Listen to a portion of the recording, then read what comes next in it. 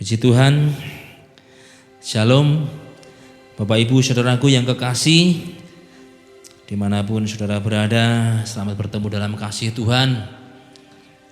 Bapak Ibu yang dikasihi Tuhan, dalam sejarah kehidupan manusia bahwa masa sukar itu tidak pernah berhenti. Sejarah telah mencatat bahwa sejak dari zaman Adam hingga sekarang ini kesukaran itu selalu ada. Maka seharusnya sebagai manusia kita ini harus siap, sebab sewaktu-waktu pasti akan mengalami masa sukar. Karena memang sejarah sudah membuktikan bahwa masa sukar itu ada dalam setiap generasi. Juga bisa dikatakan masa sukar itu terjadi secara pribadi.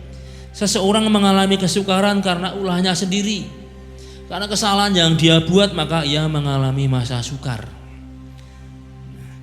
Kemarin saya membaca satu artikel di mana ada seseorang yang menulis satu tulisan yang memang kebenarannya belum kita ketahui, tapi itu dimuat di salah satu media bahwa para mahasiswa yang melakukan demonstrasi secara anarkis, mereka yang ditangkap maka ditetapkan sebagai perusuh, dan itu bisa menjadi satu hal yang tidak menyenangkan di kemudian hari. Kenapa? Database mereka ada di kepolisian dan itu bisa diakses melalui perusahaan, sehingga kalau ada perusahaan yang menerima lamaran kerja dari orang yang ditetapkan sebagai perusuh, tentunya perusahaan akan berpikir dua kali, saudara. Nah, jadi satu tindakan yang dilakukan itu bisa menyebabkan kesukaran bagi dirinya sendiri, atau juga mungkin salah dalam mengambil tindakan sehingga dia mengalami kesukaran, baik dalam persoalan keuangan atau persoalan-persoalan yang lain. Tapi di sisi lain juga bahwa satu keadaan kesukaran itu bisa melanda dalam satu daerah, bahkan di seluruh bumi. Nah, kedua hal tadi itu semua pernah dialami manusia, baik secara pribadi, tapi juga di dalam kehidupan komunitas manusia juga pernah mengalami masa sukar, baik karena kesalahan sendiri ataupun juga karena memang satu keadaan. Nah, kalau misalkan terjadi kemarau yang sangat panjang, nah timbullah masa sukar, paceklik. Jadi sebenarnya masa sukar itu di dalam sejarah sudah terjadi berkali-kali. Dan yang jelas masa sukar itu juga merupakan salah satu akibat dari kesalahan manusia. Adam sejak semula sudah memulai datangnya masa sukar itu, saudara. Pemberontakan yang dilakukan oleh Adam itu membawa kesukaran sampai hari ini. Jadi kalau muncul masa yang sukar, satu keadaan yang sukar, jadi seharusnya manusia tidak perlu kaget. Sebab bahwa jelas kesukaran itu pasti mereka akan temui dalam kehidupan. Sudah bisa diprediksi. Dan itu pasti terjadi, dan kalau itu terjadi maka seharusnya tidak kaget, tapi justru mempersiapkan diri bagaimana ketika masa sulit itu datang. Nah, kita akan melihat dari sisi yang lain bahwa sebenarnya Tuhan itu juga bertindak agar manusia tidak selamanya dalam kesukaran. Kita percaya Tuhan telah membuat suatu tindakan sehingga manusia bisa mengalami kelegaan. Dan bukan itu saja, Tuhan juga berkarya agar manusia bisa menang dalam masa sukar yang mereka hadapi. Jadi kesukaran akan tetap ada, tapi manusia bisa mengalahkannya. Jadi tidak ada alasan bagi manusia untuk takut dalam masa sukar di dalam Tuhan. Pertama, memang itu pasti terjadi sehingga sudah siap. Yang kedua, ada Tuhan yang ikut bekerja supaya manusia mampu mengalahkan masa sukar dalam hidupnya. Nah, Bapak Ibu saudaraku yang dikasihi Tuhan, kalau hari ini boleh dikatakan dunia sedang mengalami masa yang sukar. Kita sebagai anak Tuhan, maka kita seharusnya tidak perlu khawatir. Karena memang sebenarnya kekhawatiran, ketakutan itu tidak membantu. Kekhawatiran, ketakutan itu tidak menolong, tapi justru memperburuk keadaan. Mari kita melihat bahwa di dalam Tuhan, ketika kita bersama dengan Tuhan, ada jalan kemenangan, ada jalur kemenangan, ada trek kemenangan, ada perkenan ilahi bagi kita. Nah, kita akan melihat apa yang Rasul Paulus katakan. Mari kita membuka Alkitab kita di dalam kitab 2 Korintus pasal yang kedua, ayat yang ke-14. 2 Korintus pasal yang kedua, ayat ke-14.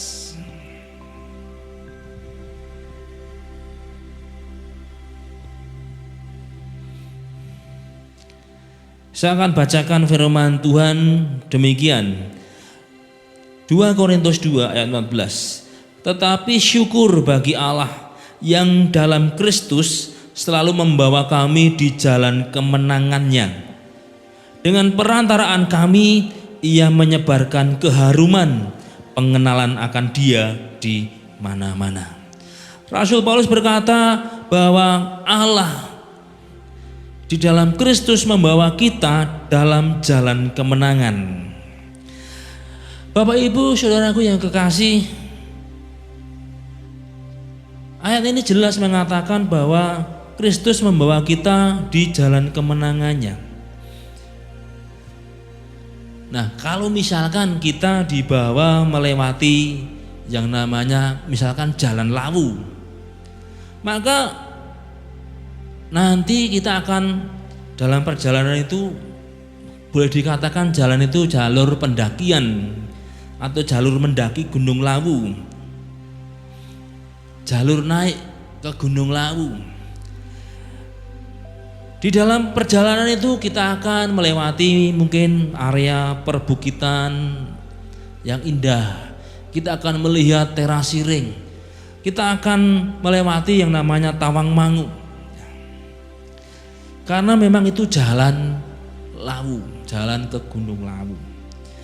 Nah, saudaraku yang kekasih, jalan di mana Tuhan membawa kita itu adalah jalan kemenangan. Apa maknanya di sini? Kata membawa itu di dalam bahasa aslinya ditulis dengan kata triambewo.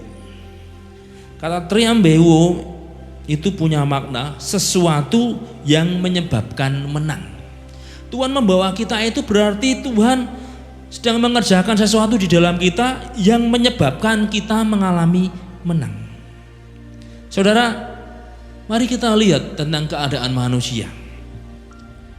Bahwa pada dasarnya manusia itu lemah. Alkitab bahkan menulis bahwa semua manusia sudah jatuh dalam dosa dan kehilangan kemuliaan Allah. Bahasa Jawa menulis sudah kaluncatan kamulyaning Gusti. Sudah hilang kemuliaan itu. Manusia yang diciptakan segambar serupa dengan Allah itu sudah tidak menunjukkan kesegambaran dengan Allah.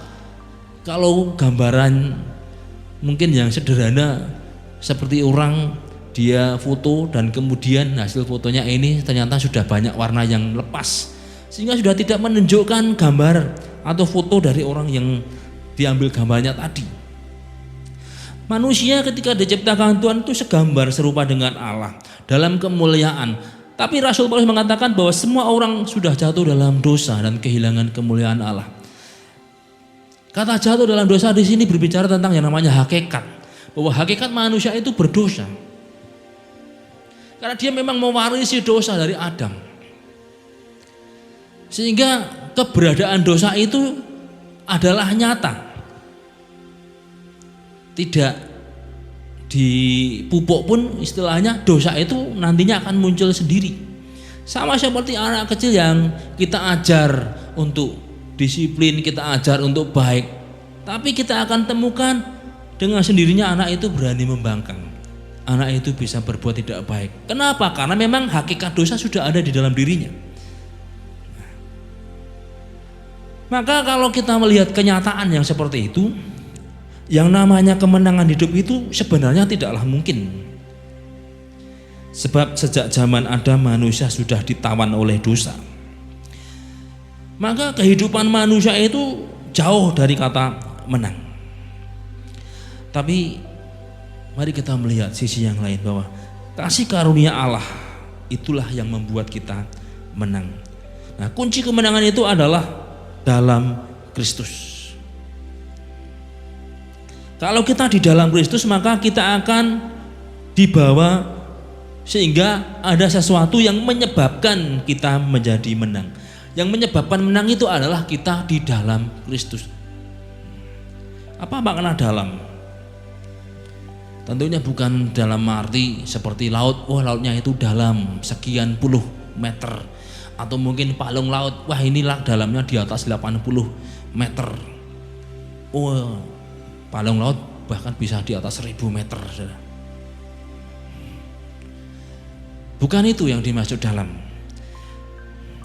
Kata makna kata dalam bahasa Yunani en itu maknanya tinggal di dalam dia dan dia di dalam kita. Tuhan Yesus berkata, jikalau aku di dalam kamu dan kamu di dalam aku dan firmanku di dalam kamu. Nah, itulah dalam. Tapi kalau kita tidak di dalam dia, maka tidak terjadi sesuatu.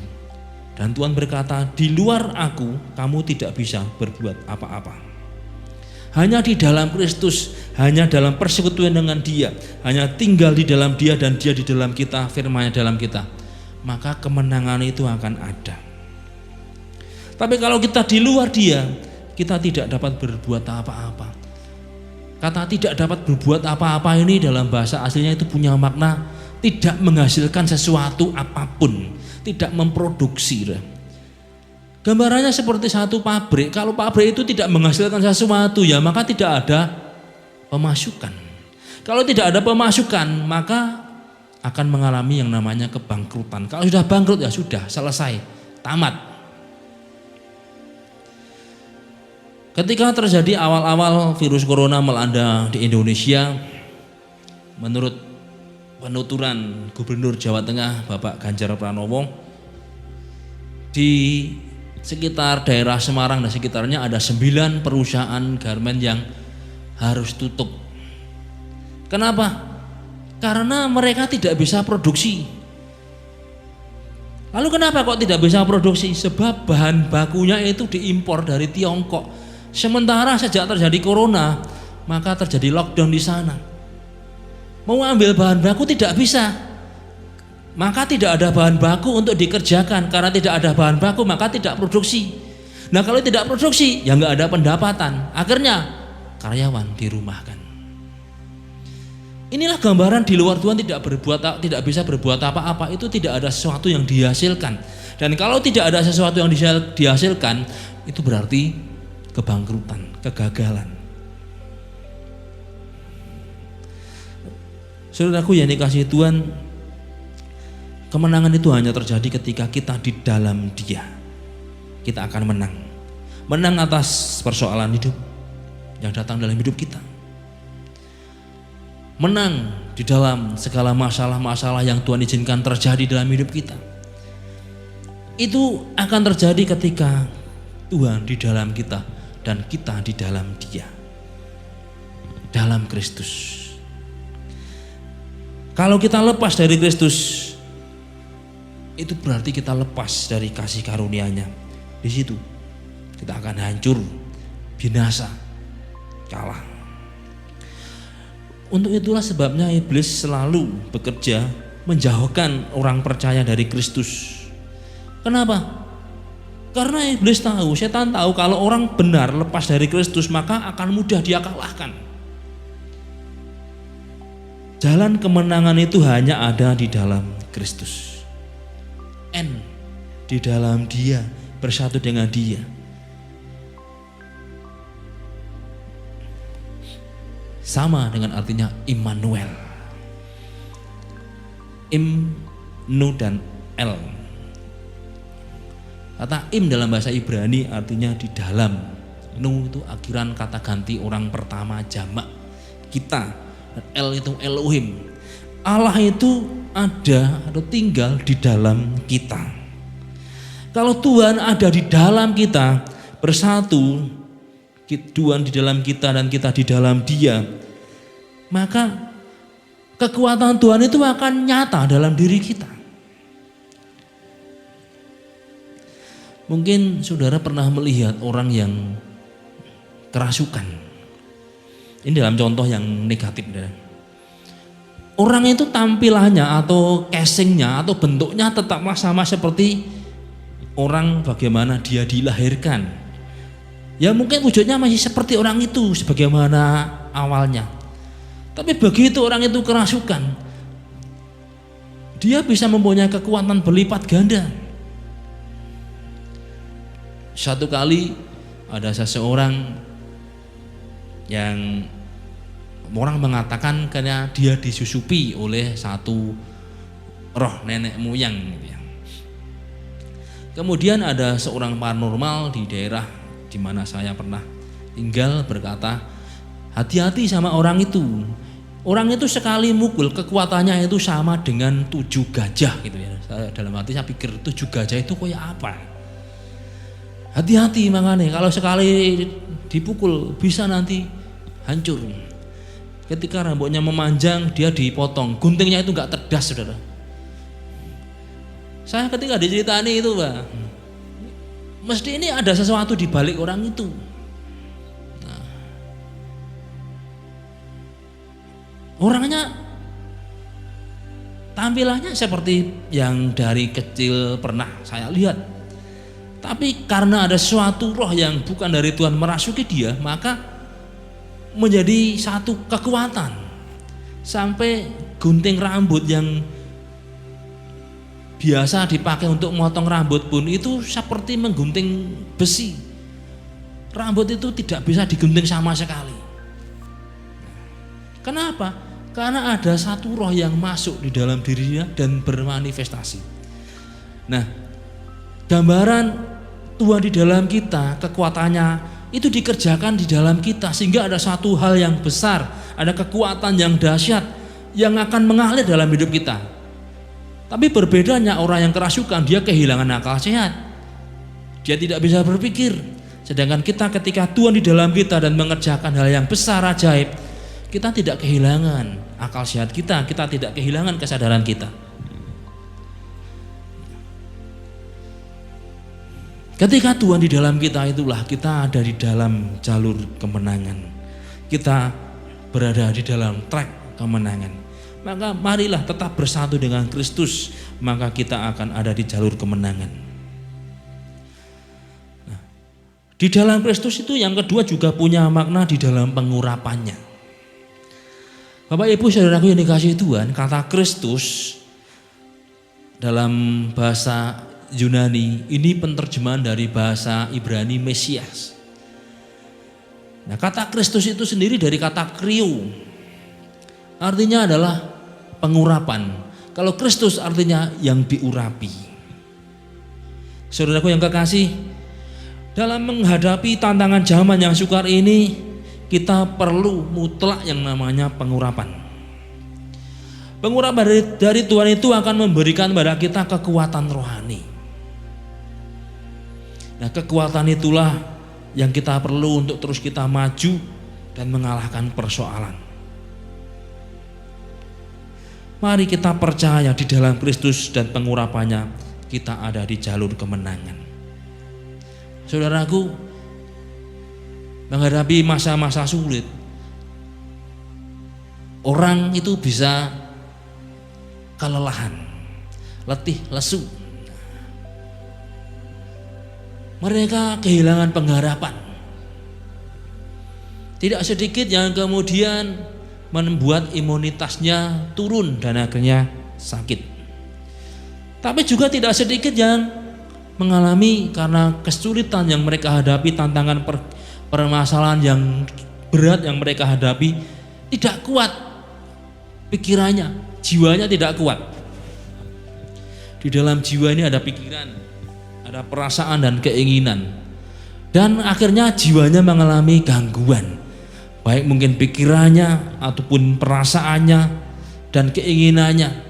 Ketika menghadapi tantangan kesulitan, akhirnya dia kehilangan pengharapan dia tidak kuat menghadapi permasalahan yang datang dan tidak punya keinginan apapun, hanya dia membisu dan pandangannya kosong. Lama-lama kemudian bukan hanya keinginan yang sudah hilang, tapi perasaannya mulai terganggu. Nah, dia orang bisa menjadi sensitif, mudah marah, emosional, kadang juga bisa kemudian tertawa-tawa sendiri, perasaannya terganggu. Akhirnya pikirannya juga terganggu, hidup dalam halusinasi, yang akhirnya kita mengenal atau menyebut sebagai orang yang berada dalam gangguan kejiwaan. Itu tidak sedikit orang-orang yang mengalami hal seperti itu. Karena apa? Karena permasalahan yang mereka hadapi. Ada satu orang yang pernah saya lihat ketika dia tidak kuat. Saudara, ini seorang pengajar. Begitu karena permasalahan yang dihadapi, sebenarnya kesalahannya juga dia sendiri. Kalau orang Jawa mempunyai istilah kegedean empiak kurang cagak gitu ya. Nah, ini empiaknya dibesarkan tapi cagaknya kurang dan akhirnya pendapatannya minus. Setiap awal bulan, padahal dia ini seorang pegawai negeri, bukannya dia menerima pendapatan tapi malah tombok. Sampai satu kali dia nggak kuat, dia berlari di kantornya, bilang gelap itu. Nah, kenapa? Karena persoalan yang dia hadapi, dia tidak kuat dan akhirnya, nah, itulah yang menjadi kompensasi dari orang itu. Menghadapi tantangan keadaan zaman, kita perlu yang namanya kekuatan rohani. Kekuatan rohani itu hanya ada di dalam Kristus. Ketika kita diurapi, Tuhan itu mentransferkan, saudara. Ada hukum transfer spirit dalam pengurapan. Ketika hamba Tuhan menyampaikan renungan dan kemudian menyampaikan kata-kata iman, di situ ada transfer spirit, ada pengurapan yang dikerjakan. Baik melalui penumpangan tangan ataupun mungkin tidak melalui penumpangan tangan tapi tangan diangkat, ada pengurapan. Maka mari kita terima ketika kita datang di dalam ibadah yang disampaikan, atau mungkin ibadah itu online. Pengurapan itu tidak dibatasi oleh ruang dan waktu. Sangat mungkin dan bisa terjadi firman Tuhan yang disampaikan beberapa waktu dan diputar ulang, itu pengurapannya tidak berubah. Hari-hari ini banyak orang mengalami yang namanya kesukaran, ketakutan, kekuatannya hilang. Tapi bagi kita ada satu hal yang Tuhan berikan yang membuat kita kuat menghadapi keadaan apapun, pengurapan. Nah, ketika kita hidup di dalam Tuhan, percayalah pengurapan Tuhan dan hidup di dalam Dia itu akan membawa kita ke jalur kemenangan. Nah, kalau kita berada di jalur kemenangan, lalu apa yang harus kita lakukan? Bapak Ibu dikasih Tuhan, Paulus berkata, dengan perantaraan kami, ia menyebarkan keharuman. Dengan perantaraan para rasul, maka Tuhan menyebarkan keharuman. Ketika kita berada di jalur kemenangan, maka bukan berarti tidak ada tanggung jawab. Tuhan sudah membawa kita ke jalur kemenangan dan bagian kita adalah membawa kemenangan itu pada pengenalan akan Tuhan bagi semua orang. Pada dasarnya kita ini dipanggil dalam kemenangan itu adalah untuk menjangkau jiwa. Tuhan mau bahwa kemenangan yang kita alami itu juga dialami oleh semua orang. Tadi dikatakan manusia itu diciptakan Tuhan itu segambar dan serupa dengan Allah. Dan ketika mereka jatuh, maka Tuhan bekerja supaya manusia dipulihkan. Sama seperti ketika kita menerima Tuhan Yesus, kita dipulihkan. Kesegambaran kita dengan Allah dikembalikan. Sehingga ketika nanti waktunya tiba, Tuhan datang di atas awan, kita akan dijemput, kita akan masuk dalam kemuliaan, kita menjadi orang yang diundang dalam perjamuan kawin anak domba. Kenapa? Karena kita menerima Kristus. Kita dibawa kembali dalam segambar serupa dengan Allah. Artinya kita dipulihkan. Tapi pemulihan yang kita alami itu membawa pada satu dimensi di mana kita dipanggil menjadi pengantara untuk membawa berita yang mengharumkan tadi. Kata pengantara itu di dalam bahasa Yunani ditulis dengan kata dia di sini. Nah, kata dia itu mempunyai arti yang pertama melalui. Tuhan mau melalui kita orang dapat diselamatkan dan akhirnya mengenal Tuhan. Tuhan ingin bahwa semua orang itu mengenal Dia secara pribadi. Kenapa? Karena memang manusia diciptakan itu menurut peta dan teladan Allah. Nah, karena menurut peta dan teladan Allah, maka Allah mau manusia sebagai gambaran atau imago Dei-nya itu kembali kepada Dia. Nah, Bapak Ibu yang dikasihi Tuhan, itulah sebabnya Tuhan mau supaya melalui kita berita keharuman ini sampai kepada semua orang, supaya mereka juga mengalami yang namanya pengenalan akan Tuhan. Itulah maunya Tuhan.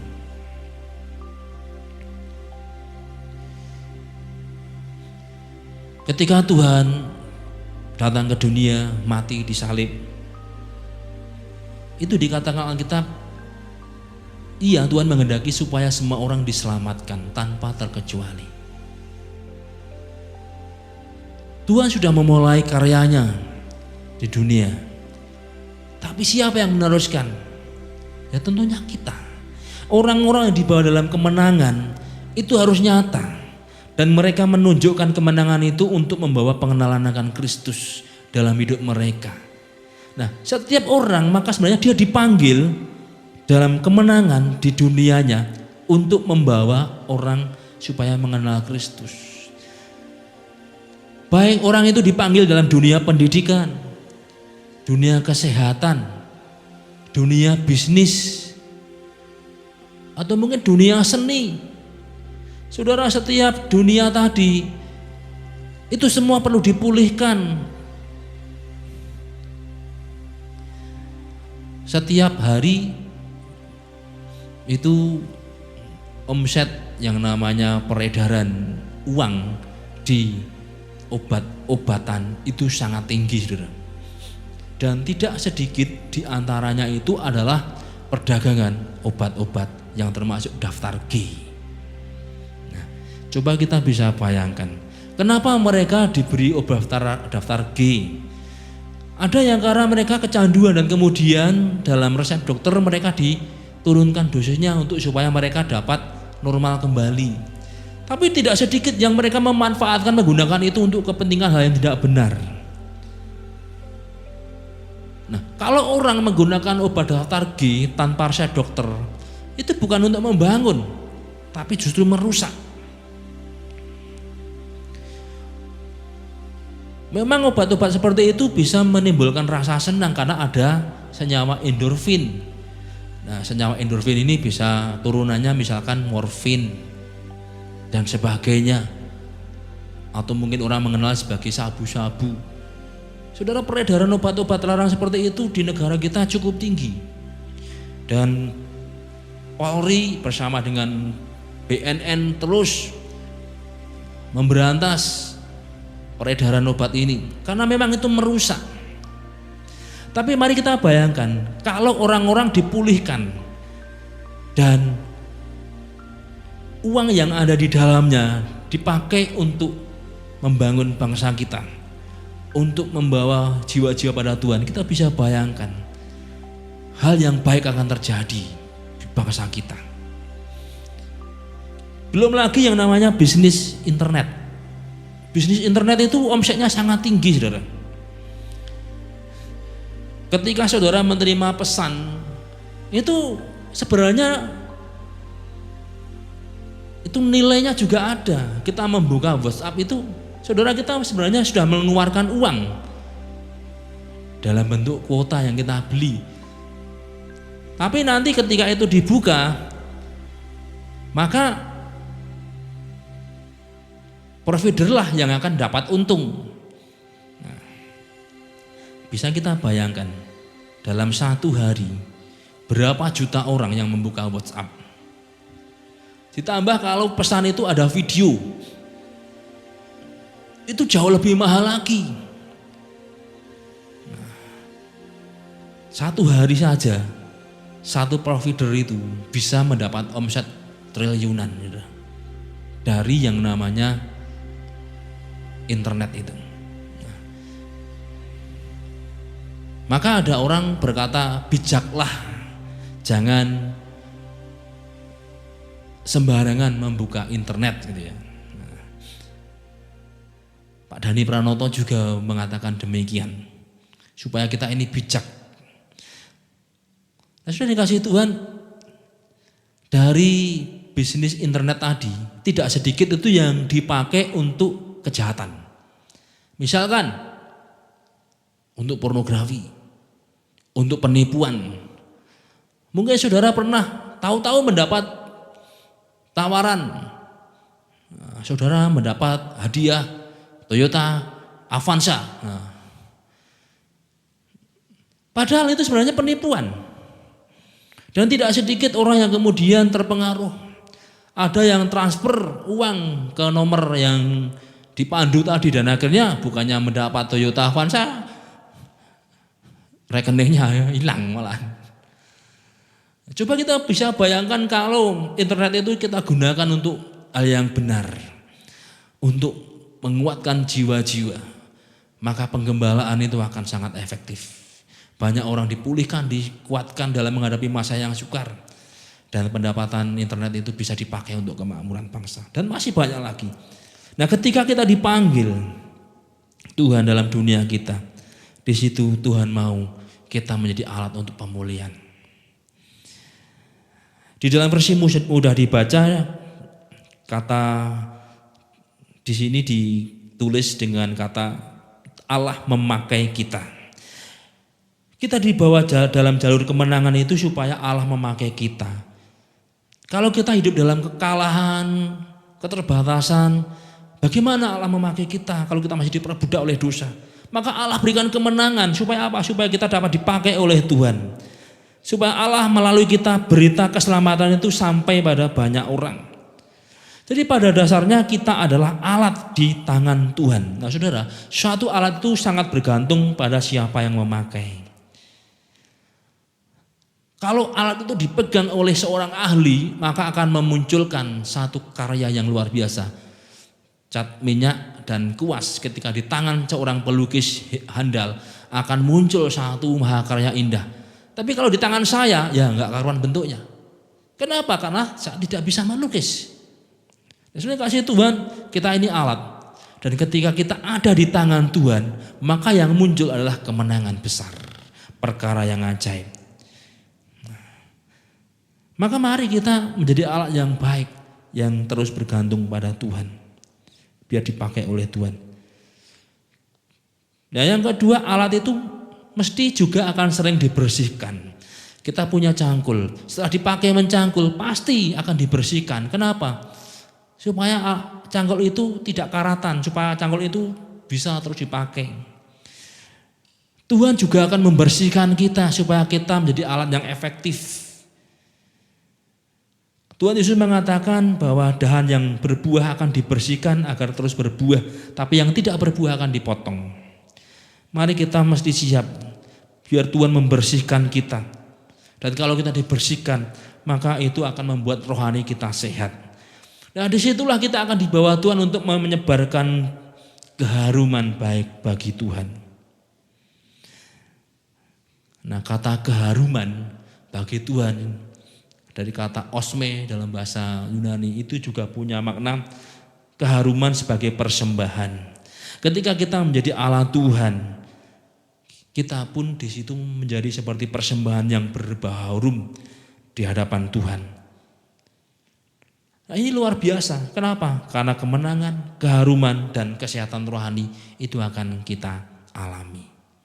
Maka mari kita naikkan syukur kita pada Tuhan. Mari kita naikkan ucapan syukur pada Tuhan. Selalu bersyukur. Sebab walaupun sekarang ini terjadi masa yang sukar, mari kita percaya. Kita berada di jalur kemenangan di dalam Tuhan.